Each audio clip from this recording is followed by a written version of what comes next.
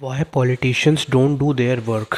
जैसे हमको पता है कि जब भी हम अपने देश में पॉलिटिशियंस को चुनते हैं और जब हम उन्हें एक जगह पे पहुंचाते हैं तो हम उनका एम होता है कि वो जनता के लिए काम करे, जनता के हित में काम करे, देश की तरक्की कराए, अनएम्प्लॉयमेंट ख़त्म कराए। और ये सब जो आइडियल सिनेरियोज होते हैं हमारे जीवन के, कि जिनकी रिक्वायरमेंट हमको होती है एक जीवन को चलाने के लिए, एक जीवन में आगे बढ़ने के लिए, जो सरकार ने देश को आगे बढ़ाने के लिए, देश की तरक्की के लिए, जाके देश में पैसा है, देश में पैसा आएगा तो देश तरक्की करेगा, देश तरक्की करेगा तो लोग तरक्की करेंगे, लोग तरक्की करेंगे तो देश में भुखमरी, फालतू के खर्चे कम होंगे और हमारे देश में क्या कहते हैं, प्रॉस्पेरिटी आएगी और तरक्की आएगी। ये एक आइडियल सिनेरियो होता है कि जो पॉलिटिशियंस को लोगों के लिए करना चाहिए। बट लोगों को ये सवाल इसमें बार बार कई बार उठता है, समाज में लोगों के मन में उठता आया है कि जो पॉलिटिशियंस होते हैं ये अपना काम कभी करते क्यों नहीं हैं। ठीक है, और बहुत बार लोग ये पूछते हैं कि ऐसा क्या है कि पॉलिटिशियंस जो है वो दिन भर सिर्फ उनको यही इन्हीं सब में टाइम नहीं मिलता है, वो हमेशा दिन भर घूमते रहेंगे, यहाँ जाएंगे, पहले हर साल इलेक्शन होता रहेगा, फिर किसी के करप्शन की न्यूज़ आ जाएगी, किसी के पुराने क्राइम रिकॉर्ड्स आ जाएंगे, कुछ ना कुछ हो जाएगा, बट कभी मेन काम क्यों नहीं करते हैं। तो मैं चाहता हूँ कि आज मैं आपको इस पर फुल क्लैरिटी दे दूँ कि जो नेता होते हैं वो सच में काम क्यों नहीं करते हैं और आप इससे क्या सीख सकते हैं। क्योंकि देखिए, आप अपने जीवन में भी इससे बहुत तरक्की का पा सकते हैं। ठीक है, तो अब इसको हम धीरे धीरे एक्सप्लेन करते हैं। उससे पहले मेरे चैनल को लाइक करो, मेरे चैनल को सब्सक्राइब करो, और अगर आपके कोई भी डाउट्स हैं तो आप कमेंट में पूछना, और कमेंट पूछने के बाद अगर आप मुझसे कंसल्टेशन लेना चाहते हैं तो आप वो भी ले सकते हैं किसी पर्टिकुलर टॉपिक पे अपने रियल लाइफ से अकॉर्डिंग। आप मेरे यूट्यूब पेज पे जाएंगे, आपको मेरा ईमेल मिलेगा, आप मुझे ईमेल कीजिएगा, मैं रोज़ रात को अपना ईमेल चेक करके सोता हूँ। हम बात करेंगे, प्राइस डिस्कस होगा, उसके बाद फिर हम आगे की बात कंटिन्यू करेंगे। ठीक है, तो अब ये शुरू करने से पहले मैं एक स्टोरी बताता हूँ आपको हम सब ने रामायण सुनी है अपने जीवन में। ठीक है, सब बचपन से रामायण सुन सुन के बड़े हुए हैं। आपको याद होगा रामायण के क्लाइमैक्स में कि एक धोबी होता है। ठीक है, वो बोलता है कि सीता जी इतने दिनों से रावण के पास रही है तो वो कैसे रही होंगी, उनका चरित्र क्या है, ये वो ऐसे ऐसे बहुत सारी बातें बोलता है। वो धोबी होता है वो सीता जी के बारे में। तो राम भगवान क्या करते हैं, सीता जी को बोलते हैं कि तुम वनवास चली जाओ। ठीक है, तो अब सीता जी को जब वनवास भेज दिया तो यहाँ पे इस पूरे सिनेरियो में विलन कौन बन गया, राम भगवान बन गए। ठीक है, क्यों? क्योंकि अब उन्होंने सीता जी को एक फर्स्ट ऑर्डर थिंकिंग पे मैं यहाँ बात कर रहा हूँ। ठीक है, मैं यहाँ पे कोई धर्म नहीं पढ़ाने आया हूँ। ठीक है, मैं बाद में इसमें जो मैं समझा हूँ इस सिनेरियो से मैं आपको एक टर्म बताने आया हूँ, फोकसिंग इल्यूजन। क्या बात हो रही थी सीता जी के बारे में। ठीक है, लेकिन राम भगवान ने एक ऐसा एक्ट किया जिस वजह से क्या हुआ कि सीता जी से सारा फोकस हट गया और फोकस हमारा चला गया राम जी की तरफ। ठीक है, अब यहाँ पे क्या होता है, नेता भी हमारे यही करते हैं कि बात हो रही होती है किसी और चीज़ की, वो किसी और टॉपिक पे बात ले आएंगे।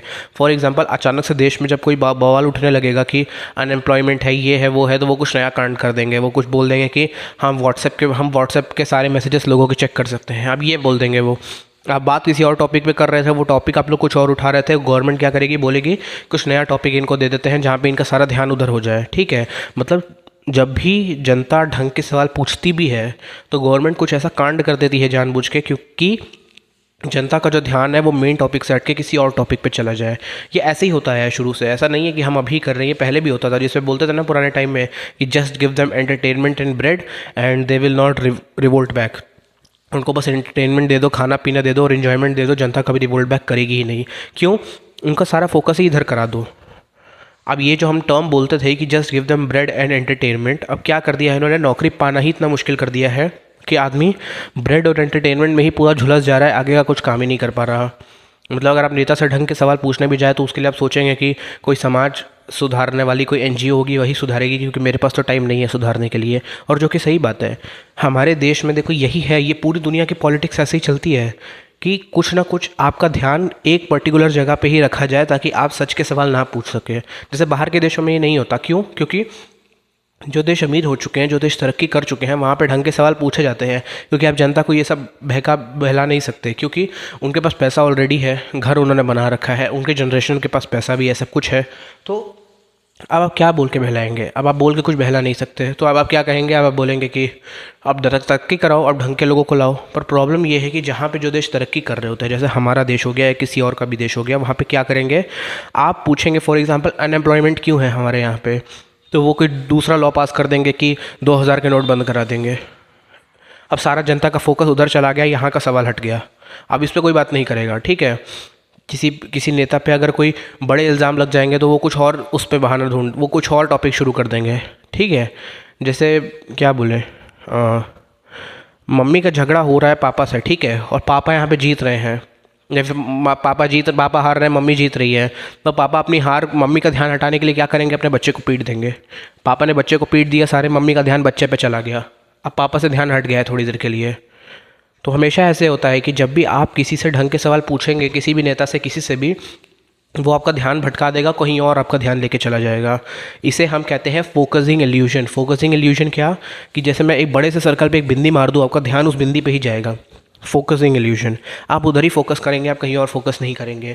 कोई टीचर आपको ऑनलाइन पढ़ा रहा है, ठीक है, उसने 90% बात आपकी उसकी नोट कर ली, 10% बात में कुछ नेटवर्क इशू हो गया, तो आप बोलेंगे सर आवाज़ नहीं आ रही।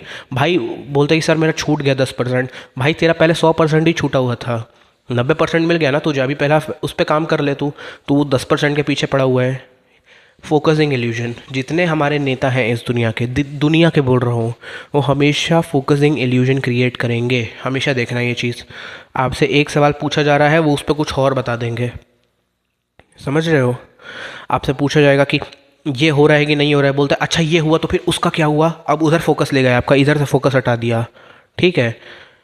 हमेशा देखना कि अगर आप किसी से भी पर्टिकुलर सवाल पूछेंगे, हमेशा ये चीज़ मैं आपको बता रहा हूँ कि नेताओं से अगर आप पर्टिकुलर सवाल कभी भी पूछोगे, ये फर्स्ट पॉइंट ही चल रहा है अभी तक हमारा, उसमें बोलेंगे वो कि अगर आपने पूछा कि देश में हमारी इतने अनएम्प्लॉयमेंट क्यों है, तो वो बोलेंगे कि हमारे समय में तो इतनी अनएम्प्लॉयमेंट है, कांग्रेस के समय में क्या था।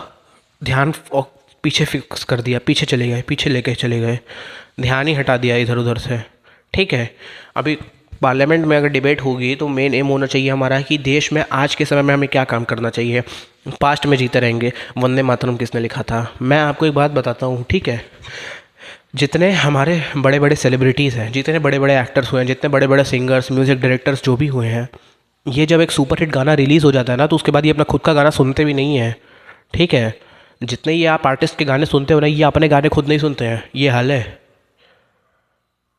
आप हमेशा पीछे के बारे में नहीं सोच सकते, एक बार जो चीज़ हो गई, अब आपको आगे के बारे में सोचना होता है। लेकिन पॉलिटिशियन क्या करेंगे, पीछे जाते रहेंगे, वंदे मातरम किसने लिखा था, ये किसने लिखा था, वो किसने लिखा था, क्योंकि जनता इसी में इंजॉय कर रही है। Democracy without education is hypocrisy without limitation. जब तक एजुकेशन नहीं होगा लोगों में, तो नेता भी हम वैसे ही चुन के भेजेंगे। नेता जनता को ही रिप्रेजेंट करता है और किसी को नहीं रिप्रेजेंट करता है, ठीक है। जैसी जनता जैसी प्रजा वैसा राजा, जैसा राजा वैसी प्रजा, जैसे जो भी कहो, सेम हाल यहीं पे होता है। जब भी आप नेता से सवाल पूछेंगे, नेता आपको हमेशा भटकाने की कोशिश करेंगे, आपको बार बार पॉइंट को यहाँ पे लेके आना है कि ठीक है हम उस पर बात कर लेंगे, पहले इस पे बात कर, हाँ हम उस पर बात कर लेंगे, पहले इस पे बात कर। जिस दिन हमारी जनता ने ये करना सीख लिया, जैसे हम बोलते हैं ना बात को घुमाना, जिस दिन हमारे यहाँ पे जनता ये कर लेगी, उस दिन बहुत तरक्की हो जाएगी हमारे यहाँ पे, ठीक है। पहला पॉइंट तो ये हो गया कि वो एक फोकसिंग इल्यूजन क्रिएट करते हैं आपके लाइफ में, ठीक है। और ये फोकसिंग इल्यूजन से ही हमारी लाइफ में ऐसी तैसी हो रखी है, क्योंकि पॉलिटिशियंस ऐसे ही जनता का मूर्ख बनाते हैं, और जनता होती ही मूर्ख है, उनकी मूर्खता का फ़ायदा भी उठाते हैं। तो ये हो गया हमारा फर्स्ट पॉइंट। सेकंड पॉइंट क्या होता है, अब ये मैं एक लाइन बोलूँगा, इसको ध्यान से सुनना। नेता उन मुद्दों पे काम करते हैं जो जनता को लगता है उनको अफेक्ट करते हैं। देखिए एक ऐसे मुद्दे हैं ना कि जिसके बारे में कोई बात ही नहीं करता, ठीक है, कि अनएम्प्लॉयमेंट है, ये वो, ये मोस्ट ऑफ द जनता के इश्यूज़ नहीं है इंडिया में। 70% इंडिया अभी भी फ्री बिजली पानी दे रहा है, वहीं गाँव में पड़ा हुआ है, ठीक है। मोस्ट ऑफ दी जनता को, अगर आपको जो लगता है कि ये हमको अफेक्ट करता है, जैसे आजकल के टाइम में ओल्डर जनरेशन्स को हमारी क्या लगता है कि धर्म खतरे में है, क्या है, और हिंदू मुस्लिम कर लो, और क्या है, मोदी जी जिंदाबाद जिंदाबाद, और क्या है, एयरपोर्ट पे जाके, क्या बाहर के देशों में जाके हमारा झंडा फहरा दिया, और इन सब में लोगों को ज़्यादा मज़ा आता है, ठीक है। एक्चुअल इश्यूज़ में लोगों को मज़ा नहीं आता, क्योंकि एक्चुअल इश्यूज़ में काम करना पड़ता है, और जो काम करेगा उसके पास ये सब टंटे करने का टाइम नहीं रहेगा। पॉलिटिशियन भी अब सोशल मीडिया पे ही आ चुके हैं आज के टाइम में। मैं आपको एक बात बता दूं, ठीक है, सब कुछ इस दुनिया में स्टोरी है। जो स्टोरी सुनाता है वही पैसा कमाता है, जो स्टोरी सुनाता है वही पैसा कमाता है। आप मेरा वीडियो देख रहे हैं, मैं भी स्टोरी सुना रहा हूँ, पर मैं स्टोरी एकदम ऐसी वाली फिक्शन नहीं सुना रहा हूँ, मैं नॉन फिक्शन स्टोरी सुना रहा हूँ। जो स्टोरी सुनाता है वही पैसा कमाता है। ये नेता भी आपको स्टोरी सुनाते हैं, ठीक है, कि ऐसा हो गया वैसा हो गया, आज हमने ये कर दिया, आज यहाँ चीर दिया, आज वहाँ फाड़ दिया, आज ये हो गया, आज यहाँ पे हमारी इज्जत बढ़ गई, वहाँ पे इज्जत बढ़ गई। लोगों को इसी में मज़ा आ रहा है। ठीक है, मेन इश्यूज़ पे लोग बात नहीं करना चाहते। क्यों नहीं बात करना चाहते? क्योंकि हमारे देश का जो बहुत बड़ा लिखा समाज है वो मैक्सिमम 30% ही है, मैक्सिमम 30% है। यकीन करेंगे आप, इंडिया के अगर हम टॉप 50 शहर निकाल देना, जिसमें मुंबई आ गया, गुड़गांव आ गया, लखनऊ आ गया और 50 ऐसे शहर और हो गए, इंडिया का ग्रोथ माइनस में घुस जाएगा। सोमालिया से नीचे चली जाएगी हमारी जीडीपी, जिस दिन हमने ये 50 शहर अपने देश के निकाल दिए, शहर बोल रहा हूँ। ये हाल है हमारे देश का। और आप बोल रहे हैं कि ये नेता इस पे बात करेंगे। नेता उन मुद्दों पे बात करते हैं जो जनता को लगता है उनको अफेक्ट करते हैं। और जनता को कैसे लगता है, वो यही लगवाते हैं अपनी पीआर से, अपनी मीडिया से, अपने लोगों से, कि देश का सबसे बड़ा इशू है कि हिंदुइज़्म खतरे में है। जो धर्म इतने सालों से इतने आक्रांताओं को झेलने के बाद भी टिक गया, वो आज के समय में खतरे में आ जाएगा। बहुत बढ़िया भाई, अब हम आगे बात ही क्या करें। ठीक है, और क्या इशू है हमारे देश के? कांग्रेस वंदे मातरम कब लिखा गया था, ये हमारे देश के इश्यूज़ हैं। तो इन्हीं इश्यूज़ पे क्यों बात हो रही है? क्योंकि यही सुनने में जनता को मज़ा आता है। मोस्ट ऑफ द जनता हमारी इडियट है, उनको कुछ समझ नहीं आता। जो रियल इश्यूज़ है उन पर कोई बात नहीं करता। असल में हमारे यहाँ पे जो पूरी दुनिया की सरकार की मैं यहाँ बात कर रहा हूँ, हमारे यहाँ की जो सरकारें रही हैं ना, वो हमेशा रिएक्टिव सरकारें रही हैं, प्रोएक्टिव सरकारें नहीं रही हैं। रिएक्टिव सरकारें मतलब कि जब कांड हो जाएगा तो उस पर रिएक्ट करेंगे, पहले ही नहीं करेंगे कि इस कांड को होने से पहले ही रोक दें। जैसे फॉर एग्जांपल आजकल के टाइम में लोग शादी करके बच्चे पैदा नहीं करना चाह रहे हैं, इसका लॉन्ग टर्म में बहुत लॉस है। बट हमारी जनता, हमारी सरकार आज इस पर काम नहीं करेगी, क्योंकि आज के देश में ये मुद्दा नहीं है। क्योंकि जो हमारे देश के जो नेता है वो हमारे देश के अनपढ़ गंवार जनता ही वहाँ भेज रही है। पढ़े लिखे लोगों का तो कोई स्टैंड ही नहीं है वहाँ पे। ठीक है, ये नेता खुद बहुत पढ़े लिखे हैं, पर पढ़े लिखे लोगों को ये हमारे रिप्रेजेंट नहीं करते हैं, ये अनपढ़ गंवार जनता को रिप्रेजेंट करते हैं वहाँ पे ऊपर। तो ये क्या कर रहे हैं वहाँ पे? ये वहाँ पे उन्हीं जनता को केटर कर रहे हैं जिनका मेन इशू है फ्री बिजली पानी हो जाना चाहिए, सब कुछ फ्री कर दो, ये भी फ्री कर दो, वो भी फ्री, सब कुछ फ्री कर दो, कुछ भी हमें मत दो, ये मत करो, ऐसे मत करो, ये यहाँ मत जाओ क्या, और लड़कियां तो ऐसी ही अच्छी लगती हैं, और ऐसे ऐसे मुद्दों पे बोलो क्या मुजरा हो रहा है, और ऐसे ऐसे बात करो, क्योंकि लोगों को यही सुनने में मज़ा आ रहा है। लोग पॉलिटिक्स को भी एक जोक बनाते हैं, जबकि पॉलिटिक्स हमारे देश में हर नागरिक का हक है।